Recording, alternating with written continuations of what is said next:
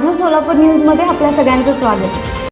हॉटेलमध्ये काम करणाऱ्या वृद्ध कामगारानं हॉटेल मालकाच्या शेतात स्वतःच्याच अंगावर पेट्रोल ओतून घेऊन पेटवून घेण्याची घटना कुरुल तालुका मोहोळ येथे बुधवारी सकाळी घडली। सुदर्शन राजाराम कांबळे, वय वर्ष 60, राहणार उपरी, जिल्हा कोल्हापूर असे भाजलेल्या वृद्धाचे नाव असून यातील भाजलेला वृद्ध हा 2 ते 2.5 महिन्यांपूर्वी कुरुल येथील चंद्रकांत निकम यांच्या तेरे पंढरपूर रोडवरील एका हॉटेलमध्ये कामावर होता। राहायला निकम यांच्या शेतातील वस्तीवर राहत होता।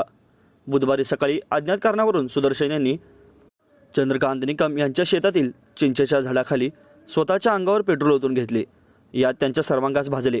या प्रकाराची माहिती कळताच हॉटेलवरील नामदेव निकम यांनी घटनास्थळी धाव घेऊन भाजलेल्या अवस्थेत येणारी शासकीय रुग्णालयात उपचारासाठी दाखल केले।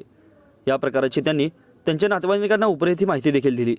सध्या भाजलेल्या सुदर्शन यांच्याजवळ चंद्रकांत निकम सोबतीला असल्याचे नामदेव निकम यांनी सांगितले। संबंधित वृद्धावर उपचार सुरू असल्याचे डॉक्टरांनी सांगितले असून या घटनेची नोंद सिव्हिल पोलीस चौकीमध्ये करण्यात आली आहे।